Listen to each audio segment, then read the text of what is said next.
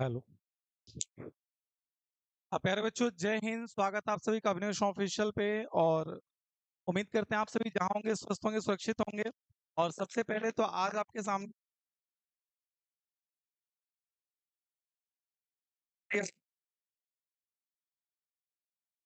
प्यारे बच्चों, क्या आवाज जा रही है? ठीक है, सब कुछ क्लियर है। अगर 15 अगस्त के लिए बहुत सारी शुभकामनाएं। हैप्पी इंडिपेंडेंस डे आप सभी लोग को जो है, स्वतंत्रता दिवस की बहुत सारी शुभकामनाएं।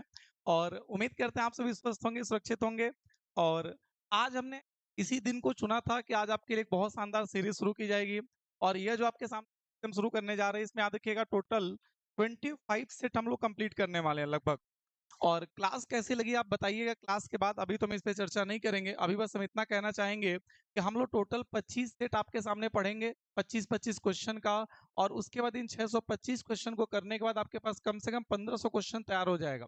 तो ये क्वेश्चन को हम लोग बहुत डिटेल में डिस्कस करेंगे। इससे आपको लगने लगेगा कि आपके पास जीएस का कुछ डेटा है जो आपके पास आ चुका है और आपके पास है। सीधे सीधे एग्जाम में जो बच्चा इसे पढ़ के जाएगा उसे कम से कम 7-8 क्वेश्चन आपके एग्जाम में आपको डायरेक्टली को मिलेंगे। और अगर आप किसी अदर एग्जाम में, जैसे रेलवे वगैरह में, वगैरह में छोड़ के, तब तो आपको बहुत सारे क्वेश्चन मिलने वाले हैं। क्लियर है? तो चलिए शुरू किया जाए। डेट की इसमें आपके सामने हम लोग history, polity, geography, economics, science सब कुछ कवर करेंगे। समझिए पूरे जीएस को एक तरीके से कंपाइल करके इन 25 सेट के क्वेश्चन में बना दिया गया। और उसे हम लोग अच्छे से डिस्कस करेंगे। जितने भी आपके हिस्ट्री में वार हैं, पॉलिटी के आर्टिकल्स है, सब कहीं ना कहीं इसी कंप्लीट 25 सेट में आपके सामने डिस्कस वाले। क्लियर है? इसमें स्टैटिक जीके का भी पार्ट होगा, करंट अफेयर का भी पार्ट होगा।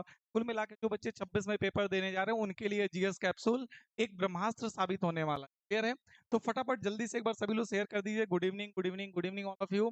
ठीक है, सबको हम देख पा रहे हैं, आप भी हमें सुन पा रहे होंगे, सब कुछ क्लियर है। तो शुरू किया जाए। एक बार जल्दी थम्स अप दिखाइए, थोड़ा सा लाइक शेयर जल्दी कर दीजिएगा। और जितने भी लोग देख रहे हैं अभी, इतने से हमारा काम नहीं चलेगा, इसको थोड़ा सा 150 प्लस करिए, 150 प्लस लाइव करिए फटाफट जल्दी से, ताकि आज की क्लास हम लोग एकदम दमादार शुरू कर सके। क्लियर है? चलिए तो शुरू किया जाए प्यारे बच्चों। बहुत शानदार सेशन। और ध्यान से सुनिएगा कि क्वेश्चन बहुत डिटेल में डिस्कस करने वाले हैं हम लोग आपके साथ। तो चलिए देखते हैं। सबसे पहला आपके सामने एक क्वेश्चन आ चुका है और बहुत प्यारा सा क्वेश्चन आपके सामने आ चुका है। क्वेश्चन क्या है, ध्यान से सुनिएगा। सबसे पहला क्वेश्चन आपके सामने है कि आनंद मठ जो आपके सामने किताब है, इस किताब को लिखा किसने आपके सामने? देखिए किताब बहुत बार एग्जाम में पूछी गई, बच्चा बच्चा जानता होगा आपके सामने। इस किताब को अगर बात करेंगे तो 1882 में लिखा गया था, ये बात भी याद रखिएगा। 82 में इस किताब को लिखा गया। इस किताब को लिखने वाले व्यक्ति का नाम है बंकिम चंद्र चटर्जी। और आपका जो राष्ट्रीय गीत आपके सामने वंदे मातरम है, वह इसी किताब से लिया गया है। तो कई बार सवाल ऐसे भी पूछ लेता है कि राष्ट्रगीत किसने लिखा है, तो बंकिम चंद्र चटर्जी ने लिखा है, बात आपको पता होगी, ये ध्यान रखिए। अगर बात करेंगे आपके सामने हरिंद्रनाथ चट्टोपाध्याय की, तिनकी किताब बड़ा फेमस आपके सामने सूर्यमुखी। याद रखिएगा अगर एग्जाम में आपसे पूछे कि सूर्यमुखी किताब किसने लिखा है, तो याद रखिएगा आपके सामने जो किताब है वह हरिंद्रनाथ चट्टोपाध्याय ने लिखा है, सूर्यमुखी के नाम से किताब। बाकी रविन्द्रनाथ टैगोर साहब के बारे में बच्चा बच्चा जानता होगा कि भारत के पहले व्यक्ति, पूरे एशिया के इवन पहले व्यक्ति हैं जिन्हें 1913 के अंदर आपके सामने नोबेल प्राइज दिया गया था। तो नोबेल प्राइज पाने वाले एशिया के पहले व्यक्ति जिनका नाम है रविन्द्रनाथ टैगोर, इन्हें साहित्य यानी कि लिटरेचर में नोबेल प्राइज दिया गया था, ये आप सबको पता होगा। और याद रखिएगा इनकी एक बड़ी फेमस रचना है जिसका नाम आपके सामने गीतांजलि। और ये गीतांजलि वही किताब है जिससे आपका राष्ट्रगान लिया गया है, जनगण मन अधिनायक जय है। याद रखिएगा जो आपका जनगण मन अधिनायक जय है, जो आपका राष्ट्रगान है, यह इसी गीतांजलि किताब से कुछ लाइनें ली गई हैं। तो कई बार सवाल ऐसे पूछता है कि हमारा राष्ट्रगान किसने लिखा है, तो उसे लिखा आपके सामने रविन्द्रनाथ टैगोर साहब ने। राष्ट्रीय गीत किसने लिखा है, तो उसे लिखा आपके सामने बंकिम चंद्र चटर्जी साहब ने। और मुल्क राज आनंद साहब की बात करेंगे कि कई किताबें जो बड़ा फेमस हैं, जैसे एक किताब इनकी बड़ा फेमस है, इसका नाम है सामने कूली। तो कूली किताब इनकी बहुत फेमस है। एक किताब इनकी और है जो बड़ा फेमस है आपके, अनटचेबल। तो अनटचेबल एक किताब इनकी बड़ा फेमस है। तो दो किताब इनके बारे में याद रखिएगा, ठीक है? तो ये आपके सामने था पहला क्वेश्चन। क्लियर? तो क्या पहला क्वेश्चन बिल्कुल क्लियर आपके सामने हो चुका है? ठीक है, तो याद रखिएगा कि पहला किताब था आपका आनंद मठ किसने लिखा। कुछ उससे हमने चर्चा कर लिया। क्लियर है? आवाज वगैरह सब कुछ प्रॉपर क्लियर? ठीक है, चलिए बहुत शानदार। जय हिंद, जय हिंद, जय हिंद। आगे देखिए, अगला क्वेश्चन आपके सामने आता है क्वेश्चन नंबर 2। और दूसरे क्वेश्चन की अगर बात करेंगे तो पहले बच्चों आपसे कहा गया कि बताइए रेमन मैग्सेसे जो आपका अवार्ड है, ये 2025 आपके सामने इन्वायरमेंटल वर्क के लिए किसको दिया गया? तो पहले बच्चों याद रखिएगा आपके सामने अगर 2025 में रेमन मैग्सेसे की बात करेंगे और इन्वायरमेंट की बात कर रहा है, सीधे से कह रहा है कि पर्यावरण संरक्षण के क्षेत्र में उनके अटूट समर्पण के लिए 2025 का रेमन मैग्सेसे पुरस्कार किसे दिया गया? तो याद रखिएगा ये आपके सामने जो है को दिया गया। और साइना अली का संबंध आपके सामने प्यारे बच्चों जो है मालदीव से। कहाँ से आपके सामने? मालदीव से इसका संबंध है, ये बात याद रखिएगा। और अगर बात करेंगे तो याद रखिएगा 2025 का जो रेमन मैग्सेसे अवार्ड था आपके सामने, यह अवार्ड कहीं ना भारत की एक संस्था को भी दिया गया।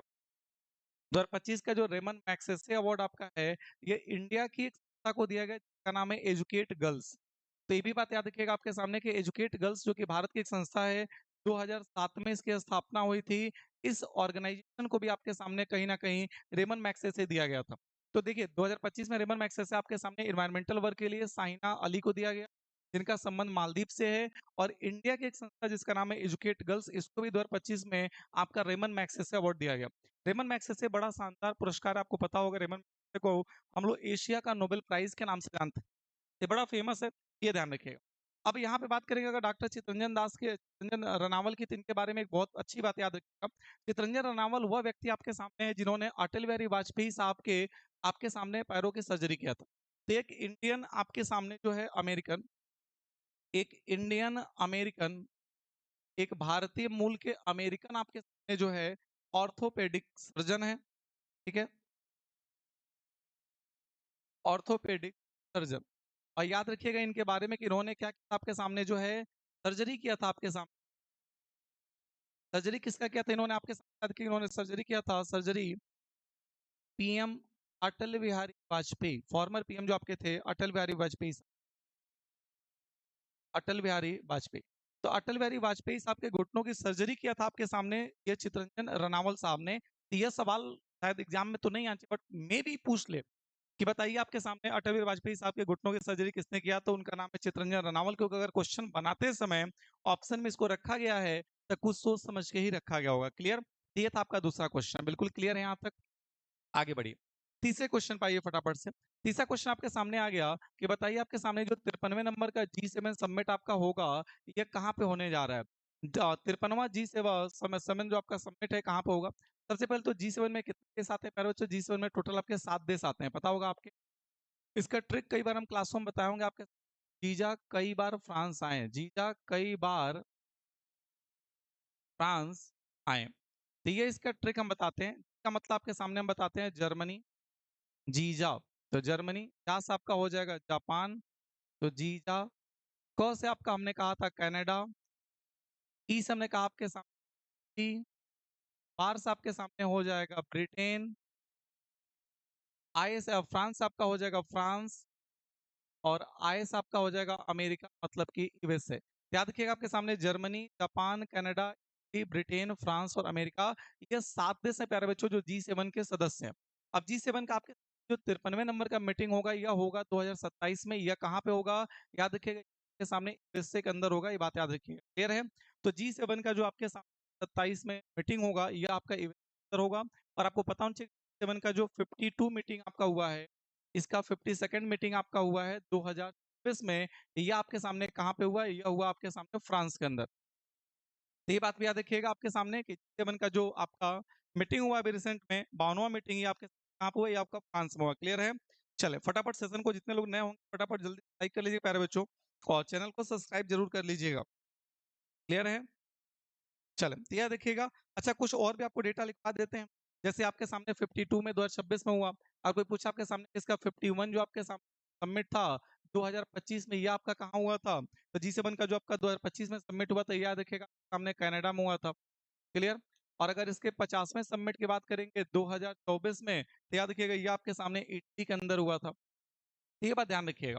क्लियर? अच्छा, कुछ और भी इंपॉर्टेंट सबमिट्स हम आपको बता दे रहे हैं जो आपके एग्जाम में जरूर पूछे जाएंगे, याद रखिएगा। जैसे आपको पता होगा 2026 के अंदर आपका जो है विंटर ओलंपिक होने जा रहा है। क्लियर? ये जो विंटर ओलंपिक आपका होने जा रहा है, या कहाँ पे होने जा रहा है? 2026 का विंटर ओलंपिक आपके सामने याद रखिएगा इटली के अंदर होने जा रहा है। क्लियर? इससे पहले 2024 के अंदर आपका जो समर ओलंपिक हुआ था, ओलंपिक गेम आपको पता होगा 2 तरह का होता है। एक ग्रीष्मकालीन ओलंपिक होता है जिसे हम लोग समर ओलंपिक कहते हैं, और एक आपका विंटर ओलंपिक होता है जिसे हम लोग शीतकालीन ओलंपिक कहते हैं। तो जो आपका विंटर ओलंपिक होगा, ये 2026 के अंदर होने जा रहा है दिल्ली में। और 2024 का जो समर ओलंपिक हुआ था, ये आपके सामने हुआ था 2024 में फ्रांस के अंदर। कहाँ पे हुआ था? फ्रांस के अंदर हुआ था, ये ध्यान रखिएगा, पेरिस में। और अगला आपके सामने 2028 में फिर से समर ओलंपिक होगा। तो 2028 का जो आपका समर ओलंपिक होगा, ये आपका कहाँ पर होगा? सवाल ये आपसे पूछा जा रहा है। याद रखिएगा 28 का जो समर ओलंपिक होगा, ये फिर आपका यूएसए में होने जा रहा है। ठीक है? तो यूएसए के अंदर आप देख रहे होंगे कि आपका 2027 में G7 मीटिंग होने जा रहा है। 2028 में आपके सामने जो है यूएसए के अंदर समर ओलंपिक ग्रीष्मकालीन ओलंपिक होने जा रहा है। 2026 का जो विंटर ओलंपिक है वह टीम होने जा रहा है। इससे पहले आपके सामने जो 52वां समिट G7 का हुआ था 2026 में, वह फ्रांस के अंदर हुआ था। तो ये बातें याद रखिएगा। एक कुछ आपका डेटा है जो आपको ध्यान रखना होगा। क्लियर है? चले, सब कुछ बिल्कुल क्लियर है एकदम। बहुत अच्छे से डिस्कस कर रहे हैं हम लोग। क्लास कैसा लग रहा है फटाफट जल्दी से कमेंट में बताते रहिएगा, और जो बच्चे नए होंगे सब्सक्राइब करते चलेंगे। ठीक है, चलिए, जय हिंद प्यारे बच्चों। Good evening, good evening, good evening. Clear है? चले, शुरू किया जाए। आगे बढ़ते हैं आपके सामने क्वेश्चन नंबर 4 की तरफ। और बहुत शानदार क्वेश्चन है। आगे आपके सामने कि what is the main objective of the operation Samudragupta.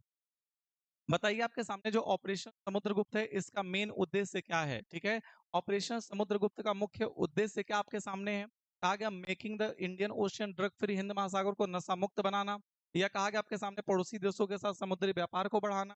या Naval exercise between India and France. कह रहा है कि ऑपरेशन समुद्रगुप्त इंडिया और फ्रांस की नवल एक्सरसाइज है। या माइनिंग ऑफ द पॉलीमेटालिक आपके सामने nodules in the Indian ocean, Hind महासागर के अंदर आपके सामने जो पॉलीमेटालिक नोड्यूल्स हैं इनकी माइनिंग करने के लिए ये आपके सामने आएगा। तो बताइए इसका उद्देश्य क्या है। चले, ठीक है, बहुत शानदार आंसर भी कुछ लोग दे रहे हैं। याद रखिए प्यारे बच्चों, इसका उद्देश्य आपके सामने जो है वह है कि आपके जो हिंद महासागर है उसको नशा मुक्त बनाना। याद रखिएगा, ऑपरेशन समुद्रगुप्त जो है इसका उद्देश्य भारत के जो हिंद महासागर का एरिया है उसको नशा मुक्त बनाना। ये आपके सामने किसके द्वारा शुरू किया गया ऑपरेशन। याद रखिएगा, ये ऑपरेशन आपके सामने शुरू किया गया इंडियन नेवी के द्वारा। ज्वाइंट ऑपरेशन, ये एक ज्वाइंट ऑपरेशन है, joint operation between Indian navy and NCB. NCB का मतलब आपके सामने है narcotics control bureau, narcotics control bureau. तो याद रखिएगा प्यारे बच्चों, आपके सामने जो है कि इंडियन ओशियन के अंदर जो आपके सागर के अंदर जो आपका कह लीजिए कि जो भी नशा की चीजें बेची जाती हैं उसको मुक्त करना, उससे इसके लिए समुद्रगुप्त नाम का एक ऑपरेशन चलाएगा। तो सवाल एकदम 100% आ रहा है कि ऑपरेशन समुद्रगुप्त का उद्देश्य क्या था। इसका उद्देश्य आप देखिएगा यह है। क्लियर है? अगर बात करेंगे कि पड़ोसी देशों के साथ व्यापार को बढ़ावा देने के लिए कौन सा इनिशिएटिव, तो इसके लिए हमारे देश एक सागर पहल चलाया। क्या चलाया प्यारे बच्चों आपके सामने? एक सागर पहल चलाया, यह बात याद रखिएगा। क्लियर है? और सागर का फुल फॉर्म याद रखिएगा, security growth for security and growth for all जन। क्लियर है? तो ये सागर पहल चलाया गया था ताकि हम पड़ोसी देशों के साथ अपने व्यापार को क्या कर सके, बढ़ा सके। क्लियर है? तो security and growth for all in the region, ये याद रखिएगा। क्लियर है प्यारे बच्चों? और अगर बात करें आपके सामने जो है कि इंडिया और फ्रांस के बीच नवल एक्सरसाइज कौन सी है। एक एक्सरसाइज है जिसके सामने है वरुण।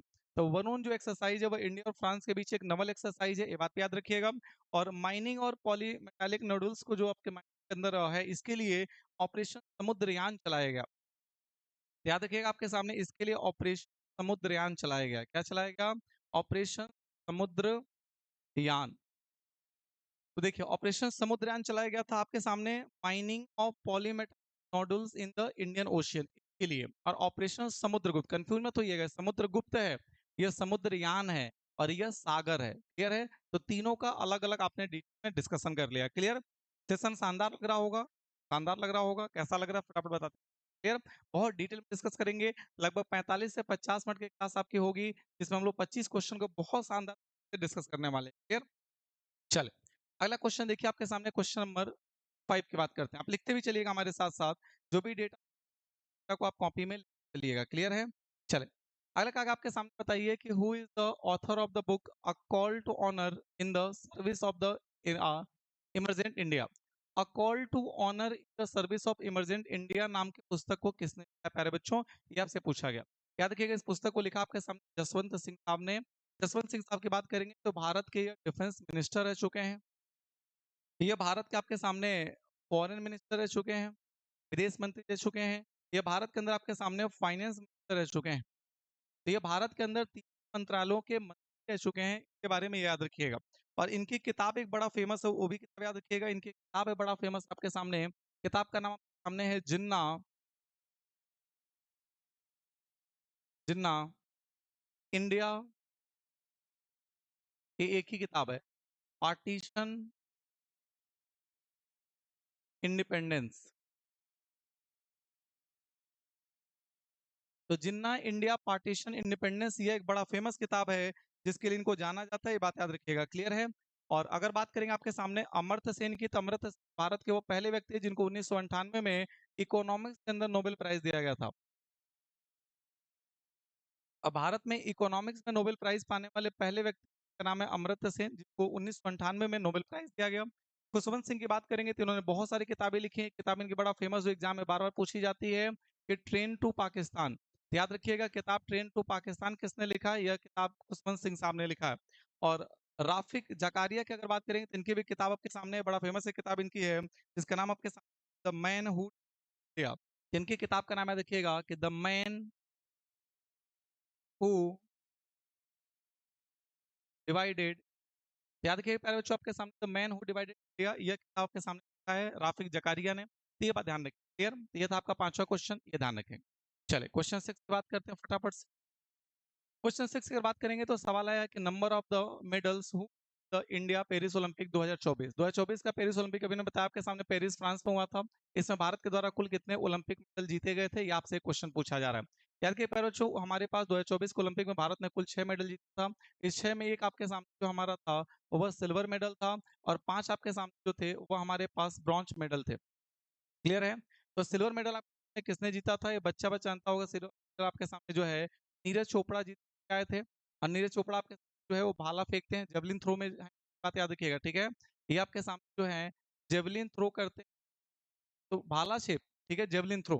तो ये आपके सामने नीरज चोपड़ा सिल्वर मेडल जीते थे, और 5 जो ब्रॉन्ज मेडल जीत के लाए थे, वो कौन जीता था, ये आपके सामने हम बता दे रहे हैं, ध्यान से सुनिए। ये नाम पूछ लेगा आपसे, सीधे एग्जाम में पूछेगा, नाम दे के पूछेगा, बताइए इनका संबंध खेल से है। तो इस 5 ब्रॉन्ज मेडल, एक आपके सामने मनु भाकर ने जीता था आपके सामने। मनु भाकर ने आपके सामने किसमें जीता था प्यारे बच्चों? इनका संबंध आपका किससे है? तो याद रखिएगा, 10 मीटर एयर पिस्टल, इन्होंने शूटिंग में जीता था। इनका संबंध शूटिंग से है। 10 मीटर एयर पिस्टल में मनु भाकर जीती थी। दूसरा जो मेडल आपके सामने आया था वह एक मिक्स मेडल आया था, यानी Manu Bhaker and Sarabjit Singh.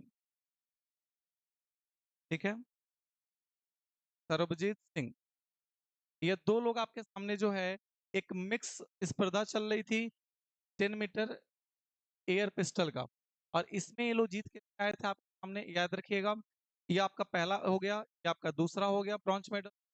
Sorry sorry मेरे बच्चों, एक सेकंड।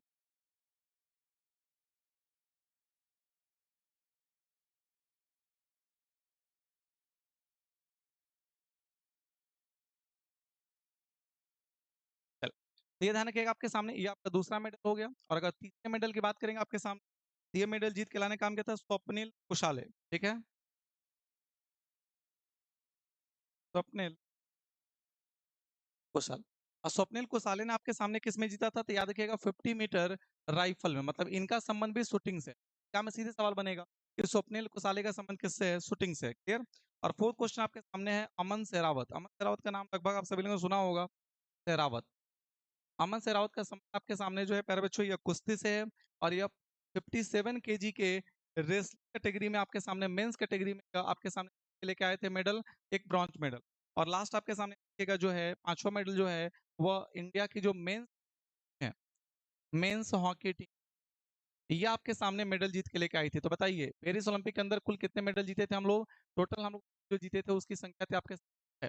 तो 6 मेडल में एक आपका ब्रॉन्ज सिल्वर मेडल था जिसे नीरज चोपड़ा जीत के लाए थे, और 5 ब्रॉन्ज मेडल जो आपके सामने दिख रहे होंगे। ठीक है, मनु भाकर एयर पिस्टल में, मनु भाकर और Sarabjit Singh mix air pistol में, स्वप्निल कुसाले शूटिंग में थे, अमन सेरावत रेसलिंग में थे, और मेंस हॉकी टीम लेकर आई थी एक ब्रॉन्ज मेडल। क्लियर है? तो यहाँ तक आपका बिल्कुल क्लियर होगा। ठीक है, बहुत शानदार चल रहा है, ऐसे लास्ट तक जुड़े रहिए। चलिए क्वेश्चन 7 में बात करते हैं। कहा गया 2025 के लिए बताइए आपके सामने जो अर्थशास्त्र का नोबेल प्राइज है वो किसको दिया गया? अगर कोई बच्चा हमसे नोबेल प्राइज की क्लास किया होगा तो उसको अच्छे से याद होगा आपके सामने बच्चों, कि आपके सामने जो है जोल मॉकर, उसके बाद आपके सामने फिलिप अगियान और पीटर हॉविट, इन तीनों लोगों को आपके सामने 2025 के अंदर नोबेल प्राइज दिया गया। ऑल ऑफ द हो जाएगा। क्लियर है? तो नोबेल प्राइज 2025 की अगर बात करेंगे तो तीनों लोगों को दिया गया, ऑल ऑफ द एबव हो जाएगा। ये ध्यान रखिएगा, यहाँ पे ज्यादा कुछ बात करने की जरूरत है नहीं।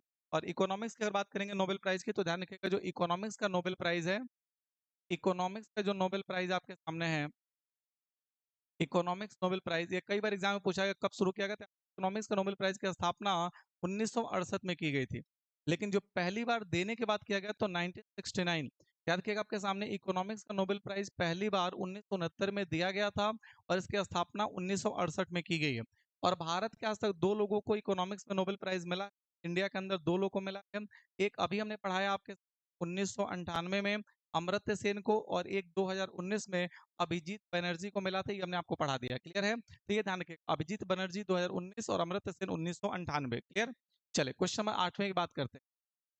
बताइए आपके सामने जो तालचर थर्मल पावर प्लांट आपके सामने कहाँ पे, आपसे पूछा जा रहा है, बताइए फटाफट से। तालचर थर्मल पावर प्लांट कहाँ पे, आपको बताना। चले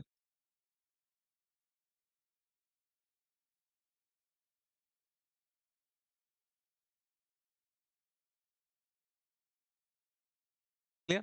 प्यारे बच्चों, ये आपके सामने कहाँ पे है? ये उड़ीसा का। क्लियर है? तो तालचर आपके सामने जो थर्मल पावर प्लांट है, ये कहाँ पे है? ये आपका बिल्कुल उड़ीसा के अंदर है, ध्यान रखिए। क्लियर? चलें, बहुत शानदार उत्तर दे रहे हैं आप लोग, वेरी गुड। ठीक, चल अगला देखिए, अगला क्वेश्चन नंबर 9। आगे आपके सामने प्रेजेंट मई 2026, देखिए क्वेश्चन मई के अकॉर्डिंग पूछ लिया आपके सामने कि मई 2026 में सीईओ किसको बनाया गया था नीति आयोग का। नीति आयोग के बारे में सबको पता होगा कि नीति आयोग आपके सामने 1 जनवरी 2015 को बना था। नीति का पूरा नाम होता है नेशनल इंस्टीट्यूट फॉर, नीति का पूरा नाम होता है आपके सामने national institute for transforming India. और नीति आयोग का जो चेयरमैन होता है प्यारे बच्चों, इसका जो अध्यक्ष होता है वो कोई और नहीं, आपके सामने प्राइम मिनिस्टर होता है, यानी कि प्रधानमंत्री होता है। तो नीति आयोग का चेयरमैन इस समय नरेंद्र मोदी जी होंगे, क्योंकि वही प्रधानमंत्री हैं।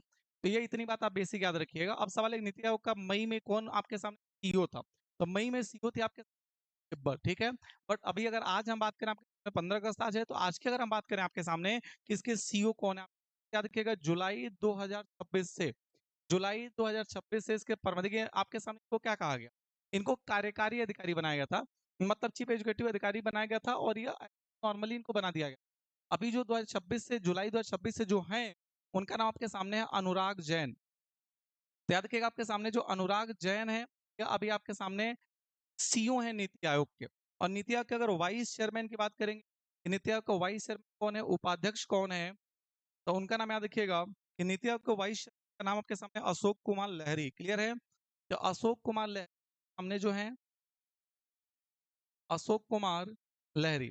तो अशोक कुमार लहरी प्यारे बच्चों आपके सामने यह उपाध्यक्ष है नीति आयोग के। तो नीति आयोग में तीन ही पोस्ट है, आपको जानना है। अध्यक्ष प्रधानमंत्री होता है, उपाध्यक्ष अशोक कुमार लहरी हैं, और आपके सामने जो इसके सीईओ हैं नीति आयोग के, उनका नाम है अनुराग जैन है।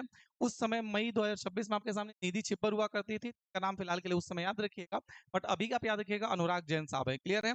चले क्वेश्चन नंबर 10वें की बात करते हैं, बहुत शानदार क्वेश्चन है। कहा गया आपके सामने in which Shakespeare drama the Desdemona is a character. कहा गया शेक्सपियर के किस नाटक में डेडसोमना आपके सामने जो है, डेड डेस्डोमेना, यह एक पात्र है, एक कैरेक्टर है।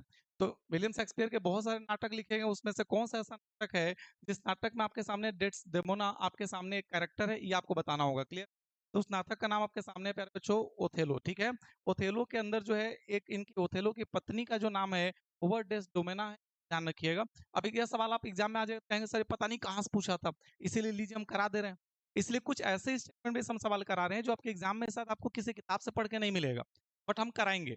25 सेट जो बच्चा अंत तक हमारा कर लेगा, वो मान के चलेगा आपके सामने बहुत सारे क्वेश्चन आपको यहाँ से एग्जाम में मिलने वाले 100%। याद के पैरोच आपके सामने अथेलो हो जाएगा, ये बात ध्यान रखें। क्लियर? चले अगला अगर बात करें आपके सामने जो है, तो क्वेश्चन नंबर 11वें की बात करते हैं। 11वां सवाल पढ़िए सब लोग। कहा गया आपके सामने कि who said fools rush in where angels fear to tread. कहा गया आपके सामने किसने कहा कि मूर्ख वहां दौड़ पड़ते जहां फरिश्ते जाने से भी डरते हैं, ये किसने कहा। अब यह देखिए आपके सामने कैसा सवाल आ गया। अलेक्जेंडर पोप ने कहा, या सैमुअल जॉनसन ने कहा, जॉन मिल्टन ने कहा, द बाइबल ने कहा, किसमें कहा गया आपके सामने, ये आपसे क्वेश्चन पूछा गया। बताइए, छोटा सा स्टेटमेंट है। अब कितनी किताब कौन बच्चा पढ़ के जाएगा कि वह एक स्टेटमेंट का जवाब आपको दे पाएगा। फिलहाल कोई बात नहीं, याद रखिएगा आपके सामने यह कहने का काम किसने किया, याद रखिएगा अलेक्जेंडर पोप ने कहने का काम किया। अलेक्जेंडर पोप की एक पोयम है आपके सामने, उसी पोयम का एक लाइन है, उस पोयम का नाम रखिएगा आपके सामने, पोयम का नाम an essay on criticism. An essay on criticism. तो एन ऐसे ऑन क्रिटिज्म, ये आपके सामने एक पोयम है। इस पोयम की एक लाइन है कि मूर्ख वहां दौड़ पड़ते हैं जहां फरिश्ते जाने से भी डरते हैं। बात याद रखिएगा, लाइन याद रखिएगा, इस पोयम से लिया गया है और अलेक्जेंडर पोप ने ये बात कही है, इन्हों के द्वारा ये लाइन कहा गया है। क्लियर है? चलें 12वां क्वेश्चन पढ़िए। 12वां क्वेश्चन आपसे फिर एक क्वेश्चन आया, कहा गया जेम्स बॉन्ड ने एक ऐसा किरदार है जिसे इन्होंने बनाया। जेम्स बॉन्ड किरदार को किसने बनाया? आपके सामने सवाल ये पूछा जा रहा है। तो जेम्स बॉन्ड किरदार को आपके सामने आयन फ्लेमिंग ने बनाया। प्यारे बच्चों, किसने बनाया आपके सामने? जेम्स बॉन्ड के किरदार को आयन फ्लेमिंग ने बनाया, बात याद रखिएगा। और आयन फ्लेमिंग आपके सामने कौन है? एक ब्रिटिश पत्रकार है। ठीक है, याद रखिएगा, आपके सामने एक ब्रिटिश जर्नलिस्ट आयन फ्लेमिंग है, जिन्होंने इस किरदार को 1953 में बनाया था। ये बात याद रखिएगा।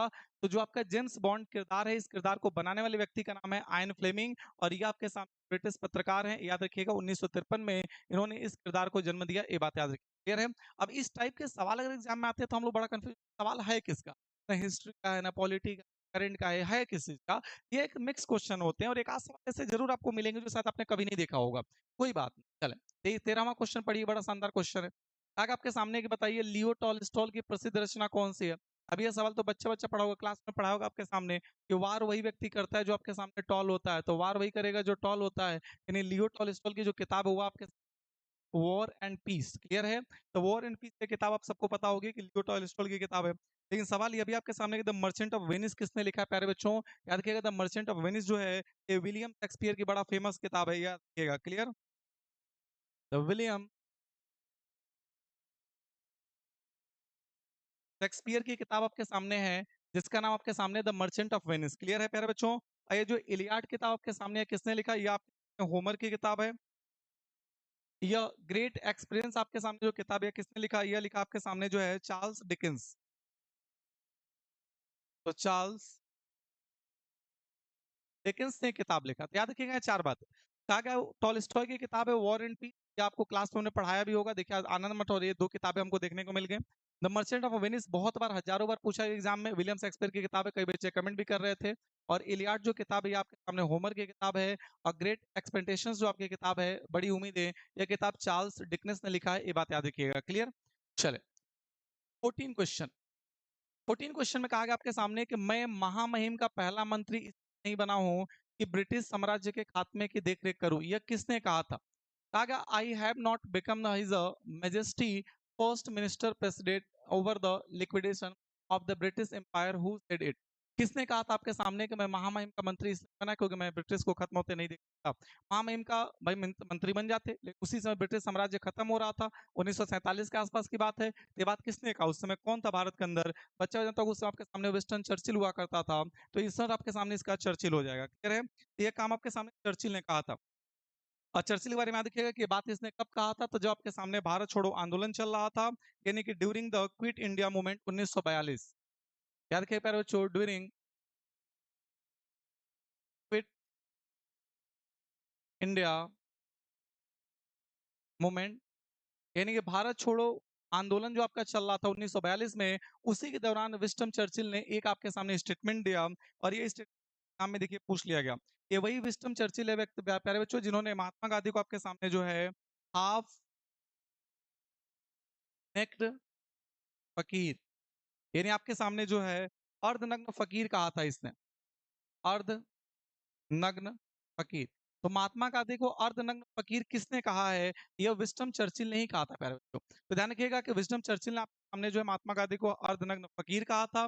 और यह वही व्यक्ति है जो भारत छोड़ो आंदोलन के समय एक स्टेटमेंट दिया कि मैं महामहिम का पहला मंत्री इसलिए नहीं बना हूं क्योंकि ब्रिटिश साम्राज्य के खात्मे की देखरेख करूं। क्लियर है? तो ये स्टेटमेंट किसका है? ये स्टेटमेंट आपके सामने विजडम चर्चिल का है। भारत छोड़ो आंदोलन के समय दिया गया था। सवाल ये भी आ सकता है भारत छोड़ो आंदोलन कब शुरू हुआ? 1942 में। ये बच्चा बच्चा जानता होगा। तो देखिए एक एक क्वेश्चन में तीन आंसर हम लोग आंसर डिस्कस करते चल रहे हैं, ये बात ध्यान रखिएगा। चलिए 15वां क्वेश्चन पढ़िए। 15 क्वेश्चन। 15वें क्वेश्चन आपके सामने कहा गया कि बताइए in which year was English recommended as the medium of the instruction for higher education in India by Lord Macaulay. Lord Macaulay के द्वारा आपके सामने किस वर्ष में आपके सामने भारत में उच्च शिक्षा के लिए अंग्रेजी को शिक्षा का माध्यम बनाने की सिफारिश की थी?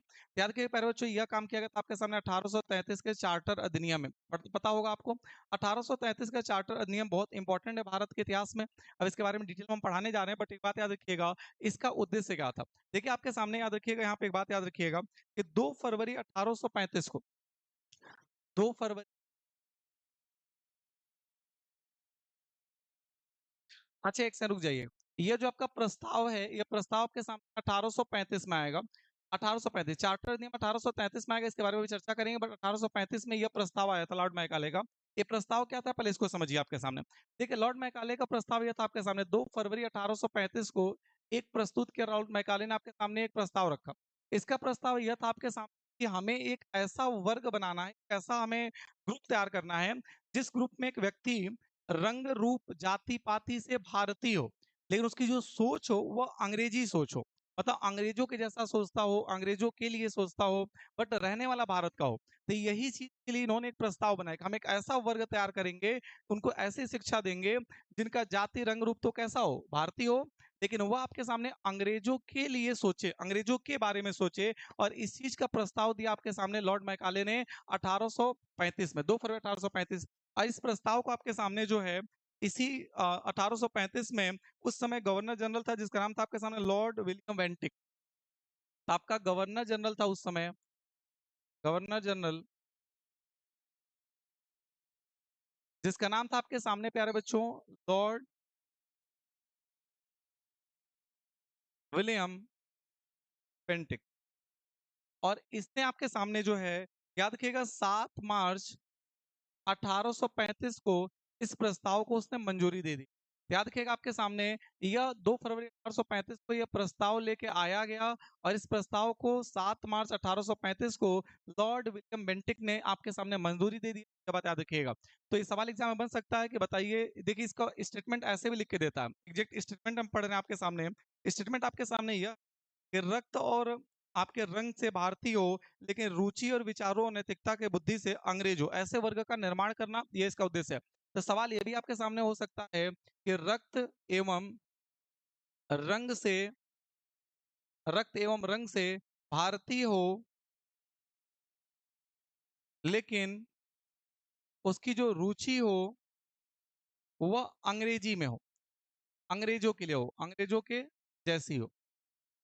तो ऐसे वर्ग का निर्माण करने के लिए आपके सामने लॉर्ड मैकाले ने प्रस्ताव रखा था। सवाल हो सकता है कि रक्त और रंग से भारतीय हो लेकिन अंग्रेजों जैसा उसका बुद्धि हो, यह प्रस्ताव किसने रखा? यह प्रस्ताव लॉर्ड मैकाले ने रखा 2 फरवरी 1835 को। इस प्रस्ताव को 7 मार्च 1835 को आपके सामने लॉर्ड विलियम बेंटिक, जो कि उस समय गवर्नर जनरल था, उसने इसको पार कर दिया। क्लियर है? तो ये बात ध्यान रखिए, यहाँ तक कोई दिक्कत किसी को? अब यहाँ पे बहुत सारी बातें और भी करनी है। सबसे पहला पॉइंट याद रखिएगा आपके सामने, अब यहाँ पे 1833 हम पढ़ लिए। 33 के बारे में बात करते हैं थोड़ा सा। 1833 के बारे में याद रखिएगा आपके सामने कि यहाँ पे एक चार्टर एक्ट आया था। 1833 का जो आपका चार्टर एक्ट है, इस एक्ट में आपके सामने आपको पता होगा कि जो गवर्नर जनरल ऑफ पहले बंगाल हुआ करता था, गवर्नर जनरल ऑफ बंगाल जो हुआ करता था, इस पोस्ट को आपके सामने 1833 के एक्ट में चेंज करके गवर्नर जनरल ऑफ इंडिया कर दिया गया। आपको पता होगा governor general of India,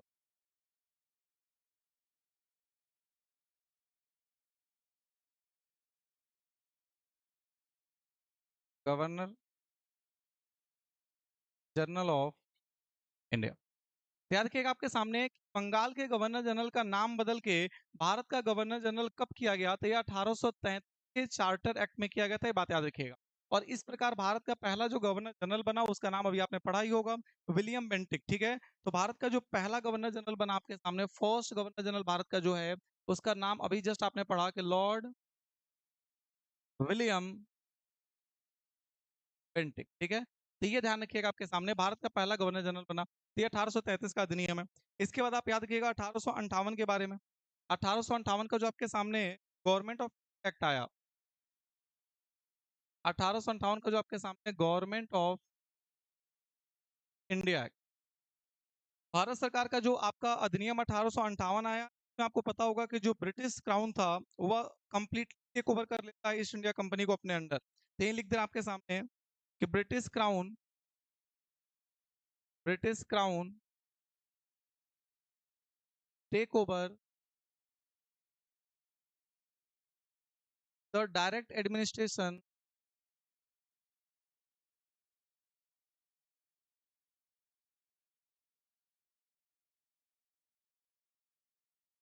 of India from East India Company, from East India Company।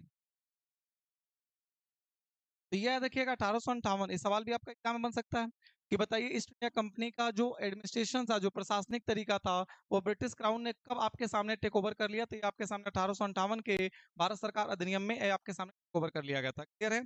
यहाँ तक बात याद रखिएगा। उसके बाद से आपके सामने ये सारी बातें यहाँ तक क्लियर हो गई। लास्ट पॉइंट याद रखिएगा आपके सामने जो है 1821 के बारे में बात पढ़ लेते हैं। 1821 में क्या हुआ था? 1821 में याद रखिएगा आपके सामने राजा राम मोहन राय का होगा आप लोगों ने। हमने कहा राजा राम मोहन राय, इनके द्वारा आपके सामने एक फारसी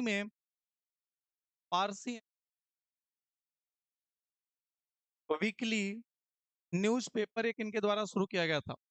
1821 में राजाराम मोहन राय के द्वारा एक फारसीन का मतलब आपके सामने होता है फारसी, एक फारसी अखबार की शुरुआत की गई थी। और वह अखबार आपके सामने कोई और नहीं, अखबार का नाम क्या था आपके सामने?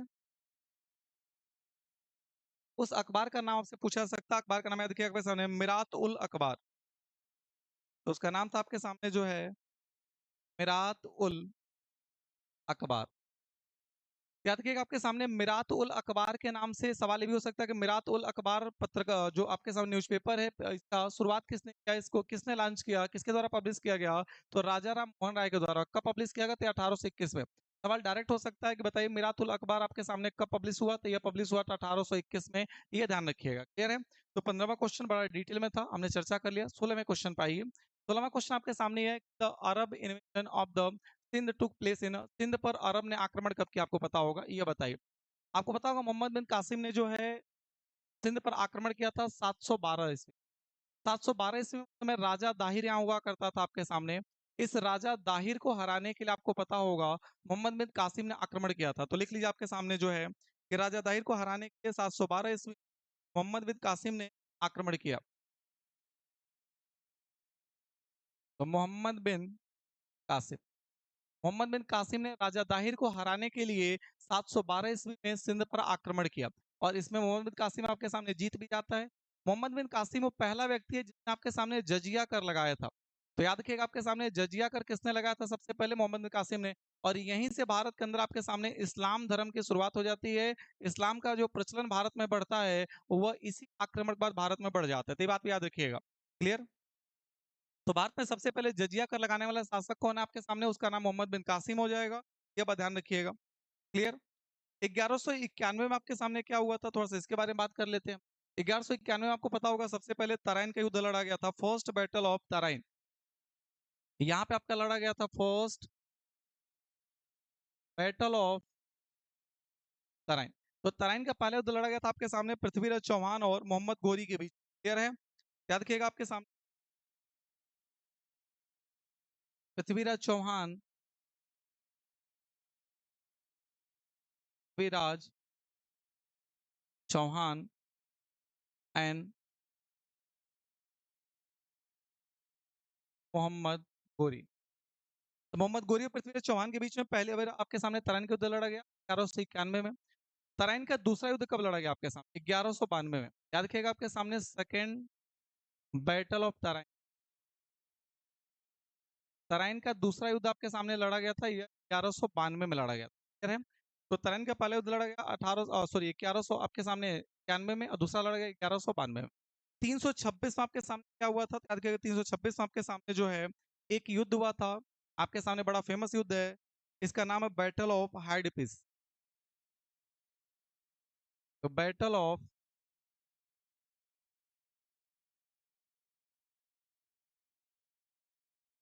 हाइडपिस, यह झेलम नदी के किनारे लड़ा गया था आपके सामने। और झेलम नदी का जो ग्रीक में आपके सामने नाम है वह हाइडपिस है। इसीलिए इसको हम लोग आपके सामने जो है बैटल ऑफ हाइडपिस कहते हैं, जो कि झेलम के किनारे लड़ा गया था।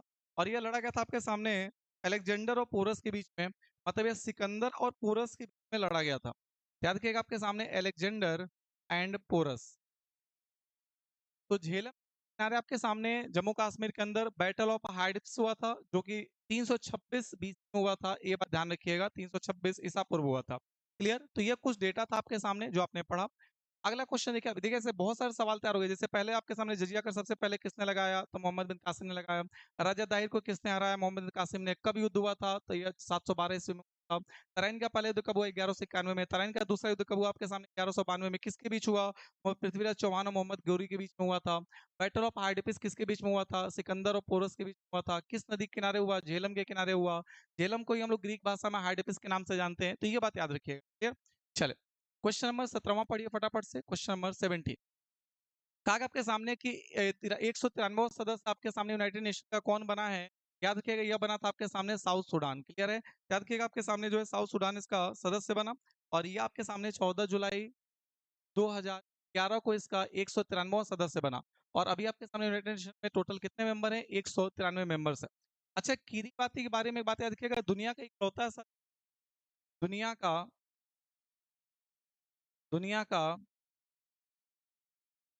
एकमात्र ऐसा देश है जो चारों गोलार्धों में स्थित। चारों गोलार्धों में स्थित होने का मतलब है भारत, ये आपके सामने उत्तरी गोलार्ध, ये आपके सामने पृथ्वी के दक्षिणी गोलार्ध, ये पृथ्वी के आपके सामने पूर्वी गोलार्ध, और पृथ्वी के आपके सामने पश्चिमी गोलार्ध। ये चारों गोलार्धों में ये आपके फैला हुआ है। तो किरीबाती दुनिया का इकलौता ऐसा देश है जो पृथ्वी के चारों गोलार्धों में फैला हुआ आपको दिखाई देगा। ये ध्यान रखिएगा। तो सवाल पूछ सकता है कि दुनिया का इकलौता देश जो चारों गोलार्धों में फैला हुआ है, जिसका ज्योग्राफी, जिसका भूगोल चारों आपके सामने गोलार्धों में, चारों स्फीयर्स में है, इसका नाम आपके सामने हो जाएगा किरीबाती। क्लियर? अगला क्वेश्चन 18वां पढ़ते हैं। 18वां पढ़िए। 18वें क्वेश्चन में कहा गया आपके सामने कि इनमें से किस विश्वविद्यालय की स्थापना लॉर्ड डलहौजी ने नहीं की है। तो लॉर्ड डलहौजी ने आपके सामने जो है किस विश्वविद्यालय की स्थापना नहीं की है, ये आपसे क्वेश्चन पूछा जा रहा है। याद के पैरों आपके सामने यह हो जाएगा दिल्ली यूनिवर्सिटी, क्योंकि दिल्ली यूनिवर्सिटी की स्थापना जो आपके सामने हुई थी, यह हुई थी 1922 में। इसके अलावा बाकी बॉम्बे, मद्रास और कलकत्ता, इन तीनों यूनिवर्सिटियों की स्थापना आपके सामने 1857 में हुई थी, लॉर्ड डलहौजी के कार्यकाल में। और उस समय इन्होंने एक नीति अपनाया था, इसका नाम था आपके सामने जो है उड्स डिस्पैच। तो इसके तहत आपके सामने जो है, याद रखिएगा, इन तीन विश्वविद्यालयों को बनाया गया था आपके सामने उड डिस्पैच के तहत, बॉम्बे को, मद्रास को और कलकत्ता को। जबकि दिल्ली यूनिवर्सिटी आपका 1922 में बना है, इसलिए लॉर्ड डलहौजी के द्वारा दिल्ली यूनिवर्सिटी को नहीं बनाया गया। क्लियर? चले, क्वेश्चन नंबर 19वां पढ़ते हैं। आपके सामने लिखा गया पानीपत का जो है तीसरा लड़ाई 1761 में हुआ, इसके बीच लड़ी गई थी। तो पानीपत का तीसरा युद्ध आपके सामने इसमें लड़ा गया। यहाँ पे देखिए कई सारे युद्ध हुए हैं, एक बारे में डिटेल बात कर लेते हैं। सबसे पहले याद रखिएगा आपके सामने पानीपत का जो है तीसरा युद्ध हुआ था, यह अहमद शाह अब्दाली और आपके मराठाओं के बीच में हुआ था। यहाँ पे आपके सामने अहमद शाह अब्दाली जो है वो मराठाओं को हरा कर जीत जाता है, यह ध्यान रखिएगा। तो पानीपत का तीसरा युद्ध आपके सामने 1761 में हुआ था, जो कि अहमद शाह अब्दाली और मराठा के बीच में हुआ था। इसमें मराठाओं की हार हो जाती है। पानीपत का जो पहला युद्ध लड़ा गया था आपके सामने 1526 में लड़ा गया था, आपको पता होगा। और पानीपत का जो दूसरा युद्ध हुआ था, ये आपके सामने 1556 में हुआ था। तो पानीपत का पहला युद्ध आपको हुआ था 1526, दूसरा हुआ था 1556, और तीसरा हुआ था 1761 में, जो कि अहमद शाह अब्दाली और मराठाओं के बीच में हुआ था। क्लियर है? इसके बाद कुछ बातें और आपको पढ़ना होगा। अगला पॉइंट याद रखिएगा आपके सामने जो है, ये कब हुआ था, तो एक डेट लिख लीजिएगा आपके सामने, 14 जनवरी 1761। क्लियर है? तो 14 जनवरी 1761 को आपके सामने जो है युद्ध हुआ था। अगर बात करेंगे आपके सामने के ब्रिटिश एंड द फ्रेंच, इनके बीच कौन सा युद्ध हुआ था आपके सामने, तो याद रखिएगा ब्रिटिश और फ्रेंच के बीच जो युद्ध हुआ था, यह हुआ था 1760 में। इस युद्ध का नाम था आपके सामने, याद रखिएगा, कर्नाटक। और दो युद्ध लड़ा गया इनके बीच में, कर्नाटक युद्ध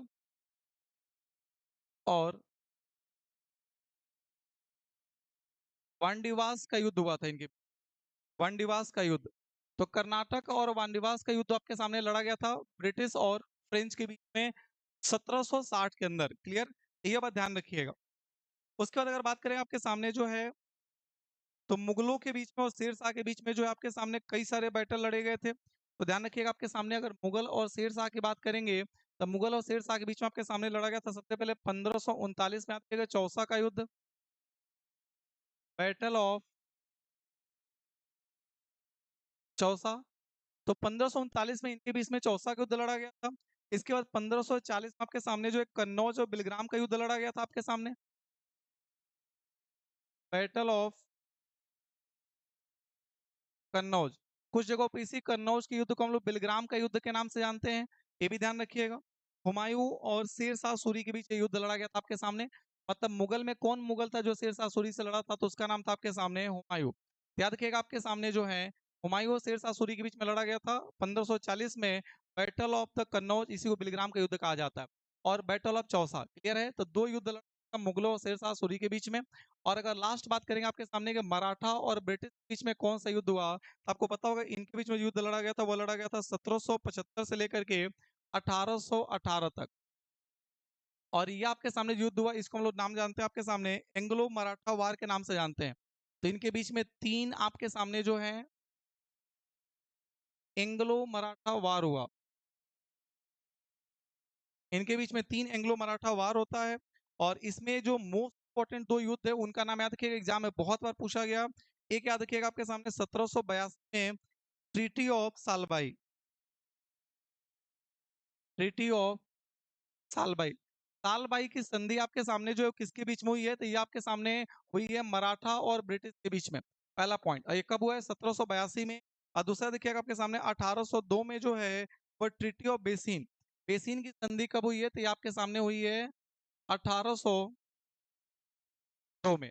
याद रखिएगा बेसिन की संधि 1802 में हुई है। और सालबाई के युद्ध आपके सामने जो संधि हुआ है वो 1782 में हुआ है। और ये दोनों संधि आपके सामने मराठा और ब्रिटिश शासकों के बीच में हुआ है, ये बात याद रखिएगा।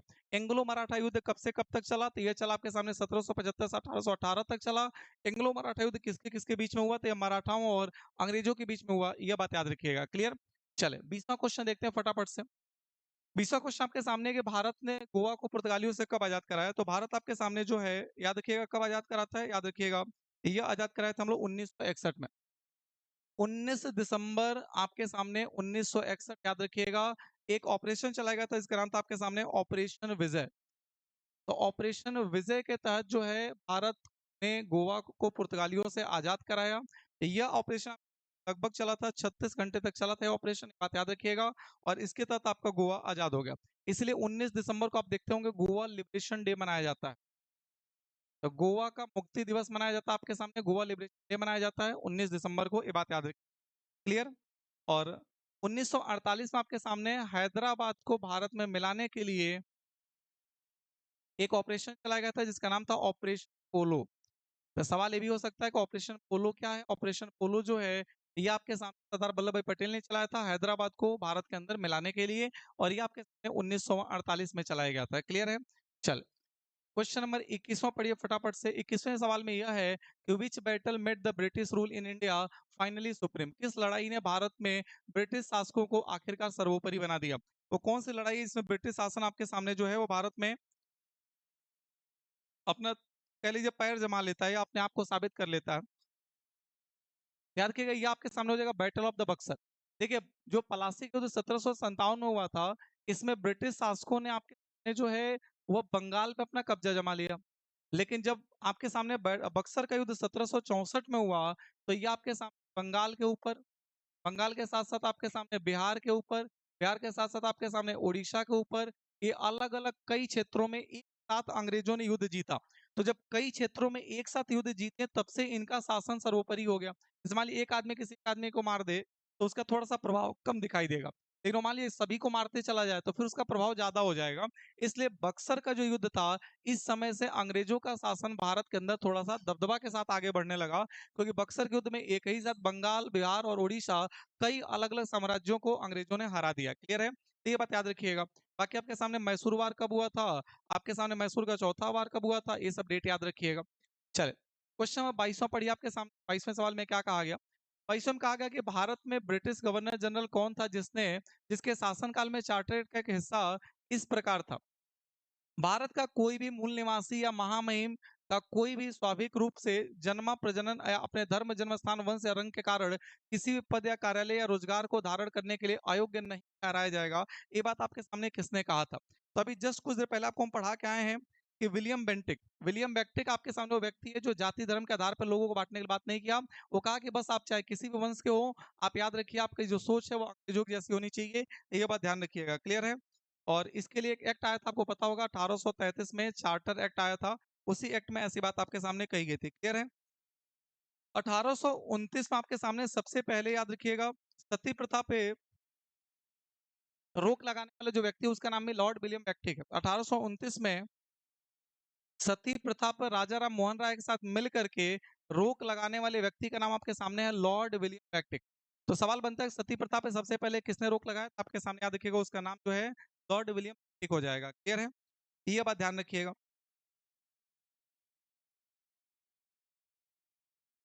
इसके बाद एक डलहौजी के बारे में एक मोस्ट इंपॉर्टेंट कॉन्सेप्ट याद रखिएगा कि इसका कॉन्सेप्ट था 1853 में इसके द्वारा जो है भारत के अंदर पहली बार रेल की शुरुआत की गई। तो भारत में जो पहला रेलवे चलाया गया था 1853 में, ये लॉर्ड डलहौजी के कार्यकाल में चलाया गया था, या कह लीजिए इसके द्वारा ही चलाया गया था। एक इसकी नीति और बड़ा फेमस आपके सामने सुना होगा आप लोगों ने, हड़प नीति। तो डलहौजी के द्वारा हड़प नीति की शुरुआत की गई थी। इसका कहना था कि जिसको पाओ उसको हड़प लो, जिसको हम लोग बोलते हैं आपके डॉक्ट्रिन ऑफ लैप्स। याद रखिएगा आपके सामने डॉक्ट्रिन ऑफ लैप्स। हड़प नीति की शुरुआत किसके द्वारा की गई है? डलहौजी के द्वारा की गई। तो डलहौजी के द्वारा आपके सामने हड़प नीति की शुरुआत की गई। 1853 में डलहौजी के समय में पहली बार भारत के अंदर ट्रेन की शुरुआत की गई थी। सती प्रथा पे सबसे पहली बार रोक आपके सामने विलियम बेंटिक लगाया था, भारत का पहला गवर्नर जनरल है। 1833 के चार्टर एक्ट के अंदर ये बात याद रखिएगा। क्लियर?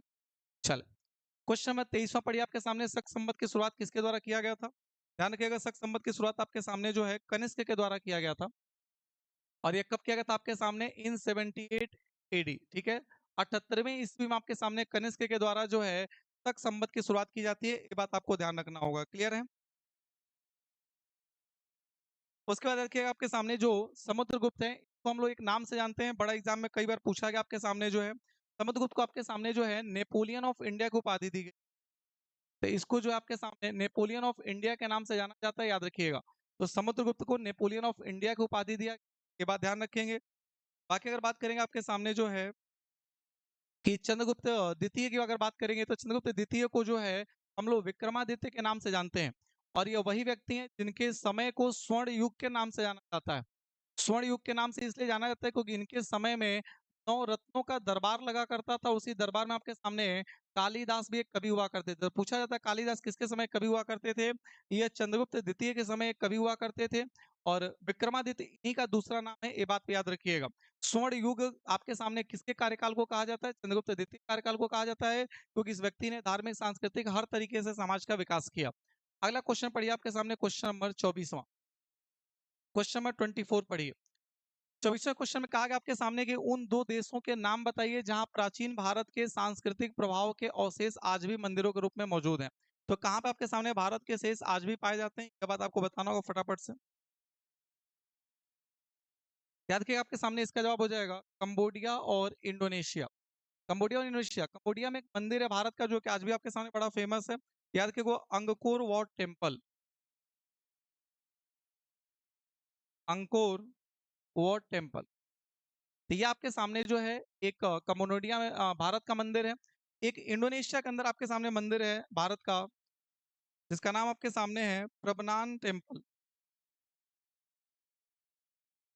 तो प्रबनान टेम्पल आपके सामने जो है ये आपके सामने इंडोनेशिया में है, ये बात ध्यान रखिएगा। क्लियर है?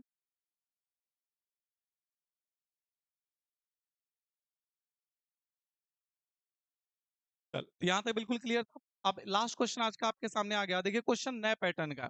यह क्वेश्चन आपके सामने एक न्यू पैटर्न का है, जहां पर आपके सामने एग्जाम में सवाल भी कुछ अलग से बनेगा। जैसे इसका सवाल का आंसर बनेगा कि पहले का ए ऐसे इसका बनेगा, और दूसरे का आपके सामने बी ऐसे बनेगा, या पहले का आपके सामने सी और दूसरे का आपके सामने डी, ऐसे करके ऑप्शन बनाएगा।